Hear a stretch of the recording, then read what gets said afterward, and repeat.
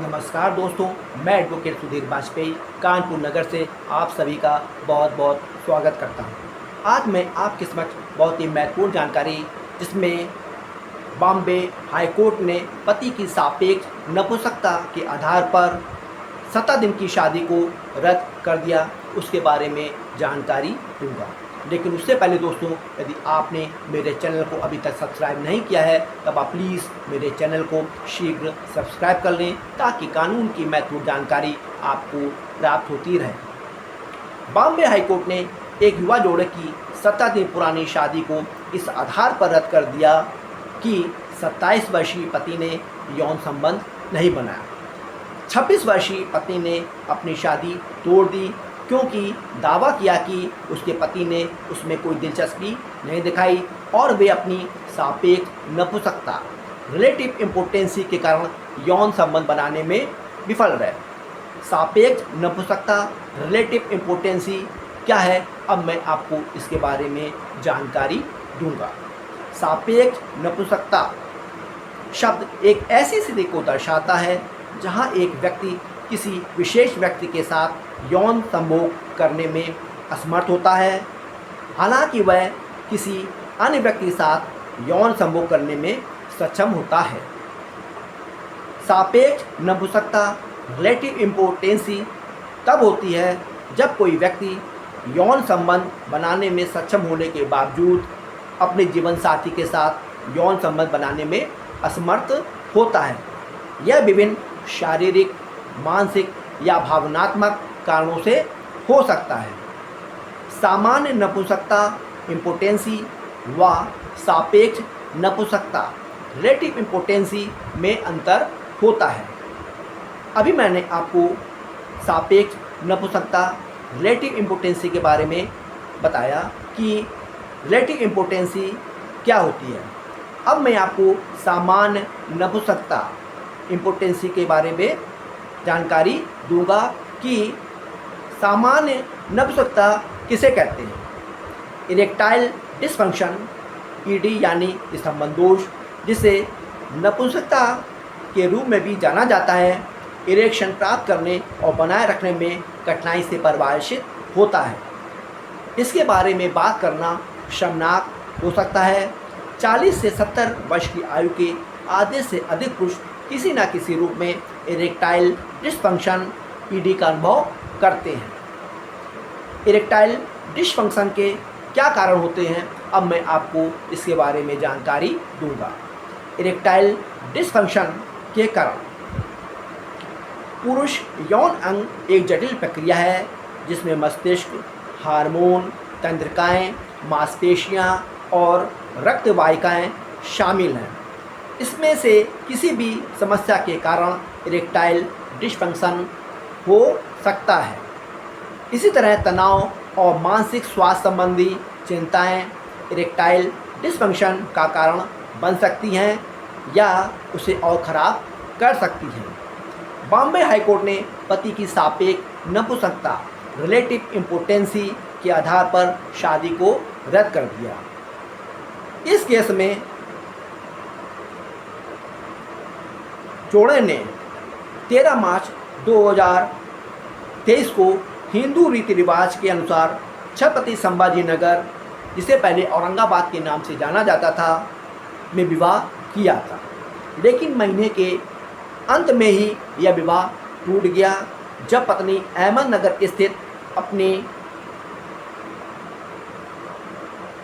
मैके वापस आ गई और अपने मैके लौटने के तुरंत बाद पत्नी ने पारिवारिक न्यायालय में विवाह को भंग करने के लिए याचिका दायर की। न्यायालय के समक्ष दायर याचिका में उसने दावा किया कि विवाह ने उसे पीड़ा दी और उसके पति द्वारा धोखा दिए जाने का एहसास कराया, इसलिए वह 17 दिनों से अधिक विवाह जारी नहीं रख सकती। पत्नी ने बताया कि वे हनीमून के लिए बेंगलुरु गए थे और उसके पति ने उसमें कोई दिलचस्पी नहीं दिखाई।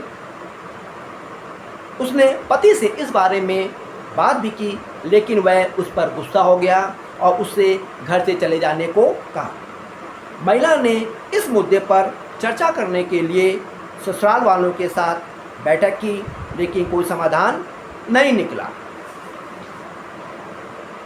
अंतिम उपाय के रूप में पत्नी ने हिंदू विवाह अधिनियम 1955 की धारा 12(1)(a) के तहत विवाह को रद्द करने के लिए माननीय पारिवारिक न्यायालय में याचिका प्रस्तुत की, जिसमें दावा किया गया कि उसके पति की शारीरिक व मानसिक अक्षमता जो सापेक्ष नपुंसकता रिलेटिव इम्पोर्टेंसी की प्रकृति है के कारण विवाह संपन्न नहीं हो सकता। पति ने विवाह रद्द करने की याचिका पर अपना जवाब दाखिल करते हुए स्वीकार किया कि 30 मार्च 2023 को समाप्त होने वाली उनकी शादी की अवधि के दौरान शारीरिक संबंध नहीं बने, क्योंकि वे शारीरिक, मानसिक व भावनात्मक रूप से एक दूसरे से जुड़ नहीं पाए।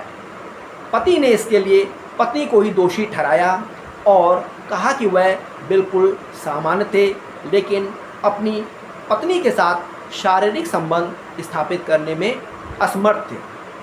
इसके बाद पत्नी ने एक आवेदन प्रस्तुत कर पारिवारिक न्यायालय से आग्रह किया कि वह पति की ओर से स्पष्ट स्वीकारोक्ति के मद्देनज़र विवाह को रद्द करने का आदेश जारी करें कि उसकी सापेक्ष नपुंसकता के कारण विवाह संपन्न नहीं हुआ था, शारीरिक संबंध नहीं बने थे। 26 फरवरी 2024 को पारिवारिक न्यायालय ने उसकी याचिका को खारिज कर दिया, जिसे बॉम्बे उच्च न्यायालय में चुनौती दी गई, जहां पर न्यायमूर्ति विभा कंकनबाड़ी और न्यायमूर्ति SG चपलगांवकर की खंडपीठ ने पत्नी की दलील को स्वीकार कर लिया और याचिका मंजूर कर ली और विवाह को रद्द कर दिया। पीठ ने कहा, लिखित बयान और आवेदन के जवाब के रूप में दलीलों से यह आसानी से पता लगाया जा सकता है कि पति में पत्नी के मुकाबले सापेक्ष नपुंसकता है।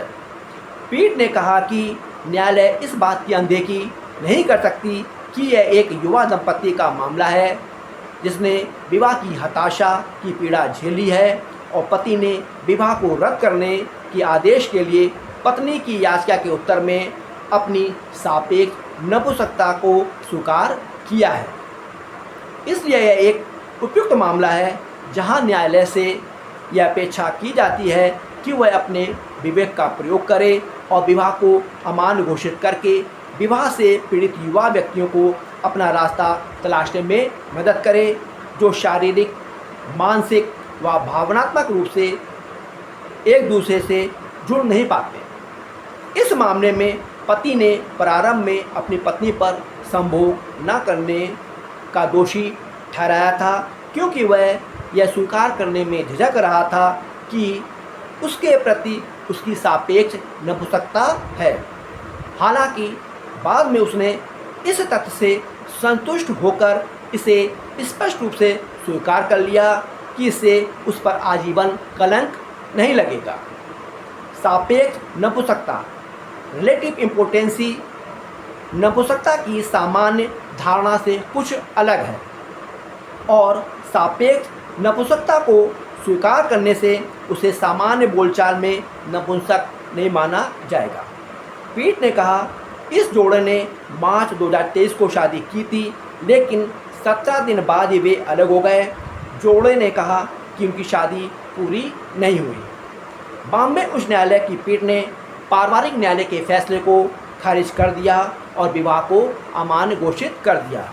तो दोस्तों, आज मैंने आपको पति की सापेक्ष नपुंसकता रिलेटिव इम्पोर्टेंसी के कारण विवाह को रद्द करने के इस महत्वपूर्ण फैसले के बारे में आपको जानकारी दी। तो दोस्तों, मैं आशा करता हूं कि यह जानकारी आपको पसंद आई होगी।